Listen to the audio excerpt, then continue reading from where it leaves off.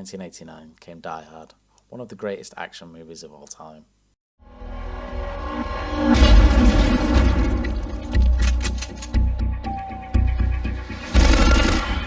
You can walk out of here or be carried out, but have no illusions, we are in charge. Next came Die Hard 2, one of the most alright sequels of all time.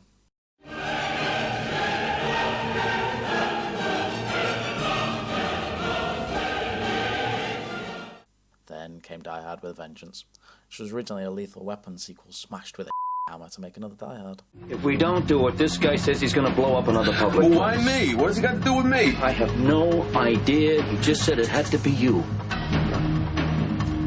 It's nice to be needed. 12 long years later came Die Hard 4.0, causing many to regret ever bothering to ask for a fourth installment in the first place. I'm doing America a favor. The sequel that should only really be remembered for not only completely its use of Timothy Olyphant against a bus station wall, but also completely on your fond memories of the original movie.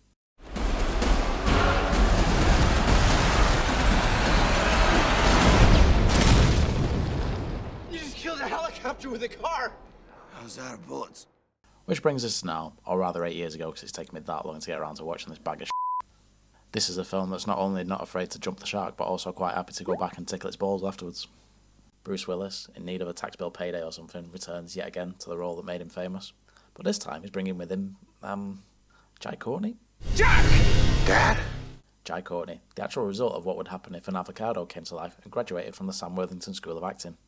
And if you ever need to tell the two apart, just use this handy guide.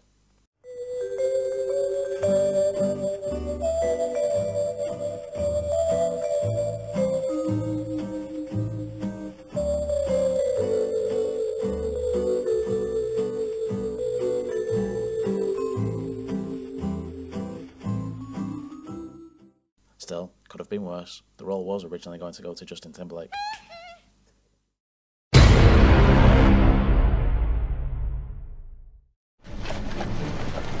You got a plan? Not really. Kind of thought we'd just wing it, you know, run in, guns blazing, make it up as we go.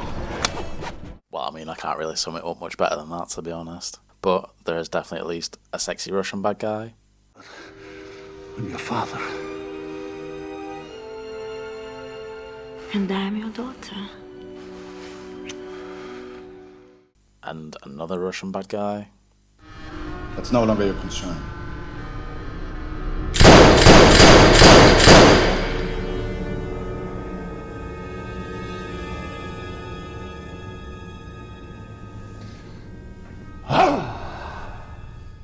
And whatever the f this is.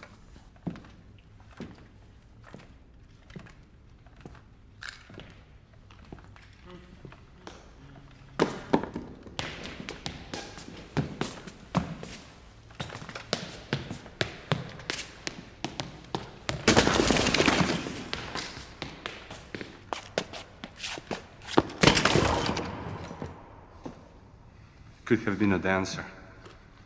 I swear to God.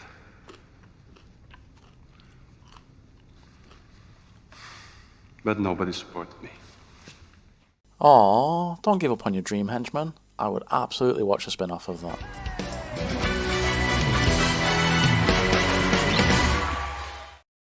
Otherwise, well, having fought not only terrorists, special forces terrorists, bank robbing terrorists, and even hacker terrorists, this time McClane's are, they're actually helping the bad guy for most of the film thanks to a really crap last-minute plot twist. The actual plot having apparently been bashed out by a psychopathic chimp with a typewriter. There's even a very ill-advised and frankly insensitive attempt to try the Chernobyl disaster into the movie at the end. The hell is that? €1 billion worth of enriched uranium. What? But who really watches an action film for the plot? One of the movie's main problems comes from its shitty and boring action scenes. Flinging loads of CGI at the screen doesn't compare to the stark thrills of the stunt team actually throwing Alan Rickman off the top of the building in the original. The movie's real issue, though, is the absolute lack of peril to its cast and the series' ongoing attempts to turn McClane, who once was the prototype hero who survived by the skin of his teeth, into what is basically now an unstoppable Terminator-esque killing machine. Frankly, if at some point he doesn't get sent back to the past to stop Nakatomi Plaza from ever happening, I might actually be a little disappointed. Who the f*** allowed John Moore to make another film, after he managed to make bullet time shooter adaptation Max Payne butter off people? Well, he's obviously got some decent blackmail material stashed on a Hollywood producer somewhere because he's back. I'm assuming because Michael Bay couldn't be asked to pick up the phone. The ability to out-fitness Die Hard 4 takes some doing, but he manages it with room to spare. The film's only real saving grace is that it's less than 2 hours long, but I'm still never getting that time back, and I'm at an age now where every moment is very precious to me. The original film basically spawned a genre all of its own, and many imitators followed it. Quite a lot that are well worth checking out, especially over ever watching this. I mean, Bruce Willis won't get any commission from you watching those, but frankly after the disdain he shows the viewer by being in this dog shit follow-up, fuck him.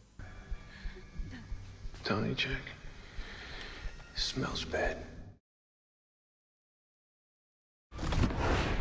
Whoa. What is this, a pirate gun? It's old school. Like you, right? Right.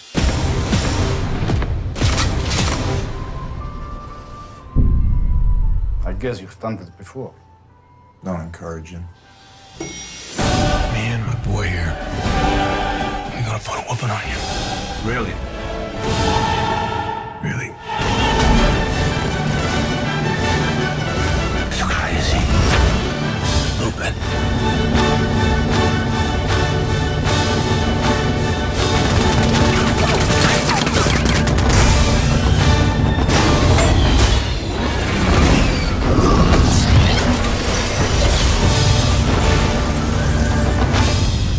You go looking for trouble, or does it always find you?